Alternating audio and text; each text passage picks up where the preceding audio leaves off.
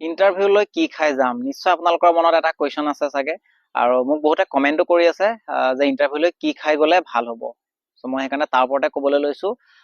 চ' আপোনাৰ ভিডিঅ'টো শেষলৈকে চাব, তেতিয়া ভালকৈ আপোনালোকে গম পাব। বহুত বেছি দীঘল নকৰোঁ, মই যিমান পাৰোঁ ছুটিকৈ ক'বলৈ চেষ্টা কৰিম। এতিয়া প্ৰথম কথা হৈছে চাওক, ইণ্টাৰভিউ লৈ কি খাই যাব তাৰ ওপৰত আপোনালোকে একো চিন্তা কৰিব নালাগে। ইমান একো ভাবি চিন্তি তাৰ কাৰণে লাভ নাই।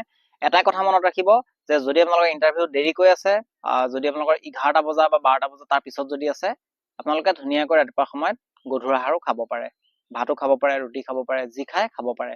খালি নোখোৱাকৈ নাথাকিব যে মই অলপ পাতল যেন লাগিব বা তেনেকুৱা কিবা যদি ভাৱ আছে সেইবিলাক নাৰাখি পেলাই নোখোৱাকৈ নাথাকিব, তেনেহ'লে কিন্তু আপোনালোকে কি হ'ব, দুৰ্বল হৈ যাব আৰু এনাৰ্জি লছে হ'ব।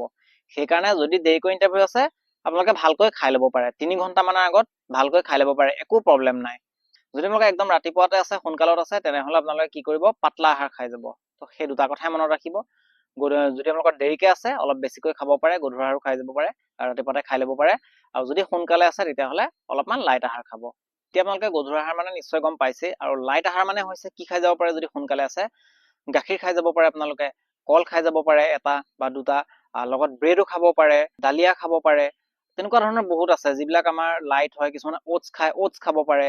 ঠিক তেনেকৈ আপোনালোকে যি ভাল পায়, যিটো লাইট হয়, যিটো খুব গধুৰ নহয়, যিকোনো খাব পাৰে। অলপ সোনকালত খাবলৈ চেষ্টা কৰিব, অলপমান যাতে খোৱাৰ পৰা দৌৰালৈকে অলপমান যাতে গেপ হয়, 1.5-2 ঘণ্টামান যদি গেপ হয় তেতিয়া বেছি ভাল।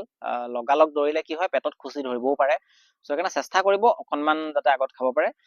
চ' এইখিনি ভিতৰত খাব পাৰে। লাইট আহাৰ আপোনালোকে ইমান চিন্তা কৰিব নালাগে, যিকোনো খাব পাৰে, কল, গাখীৰ, দালিয়া, চুজিও খাব পাৰে যদি ইচ্ছা কৰে কোনোবাই, অ'টছ খাব পাৰে, যিকোনো বস্তু আপোনালোকে খাব পাৰে, নিজৰ ইচ্ছাৰ কথা।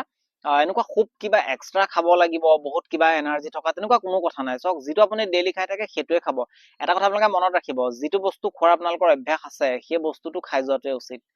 এনেকুৱা এটা যদি বস্তু খাই দিয়ে এনাৰ্জি থকা, যিটো আপুনি কেতিয়াও খোৱাই নাই, যিটো আপোনাৰ কেতিয়াও হেবিটে নাই, সেইটোৰ পৰা আপুনি বিশেষ একো এনাৰ্জি নাপাব। সেইকাৰণে মনত ৰাখিব, যিটো আপুনি ৰেগুলাৰ খাই আহিছে, যিটো আগৰ পৰা খাই আহিছে, সেইটো আপোনাৰ শৰীৰৰ কাৰণে বেছি কমফৰ্টেবল হয়। চ' সেইকাৰণে সেইটো খাব আপোনালোকে, সহজে ডাইজেষ্ট হয় আচলতে যিটো আমি খাই থাকোঁ।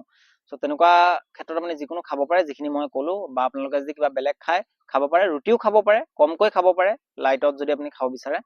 চ' বাকী দেৰিকৈ গম পাইছে, যদি দেৰিকৈ ইণ্টাৰভিউ আছে, ভালকৈ ৰাতিপুৱাতে খাই ল'ব, নোখোৱাকৈ নাথাকিব। যদি নোখোৱাকৈ থাকে আপোনালোকৰ কি হ'ব, শৰীৰটো দুৰ্বল হৈ যাব আৰু উল্টা ৰানিং বেয়াহে হৈ যাব।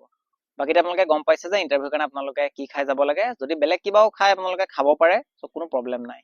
আশা কৰিছোঁ এতিয়া আপোনালোকে ইণ্টাৰভিউলৈ কি খাই যাব লাগে নিশ্চয় গম পাইছে। যদি আপোনালোকৰ কিবা কুৱেশ্যন আছে তেনেহ'লে মোক কমেণ্ট কৰি সুধিব পাৰে। যদি ভিডিঅ'টো চাই ভাল লাগিলে তেনেহ'লে লাইক কৰিব, লগতে লগৰ সকলোকে শ্বেয়াৰ কৰি দিব। যদি প্ৰথমবাৰ আমাৰ চেনেলটোলৈ আহিছে তেনেহ'লে চেনেলটো ছাবস্ক্ৰাইব কৰি নটিফিকেশ্যন বেলটো অন কৰি ল'বলৈ নাপাহৰিব।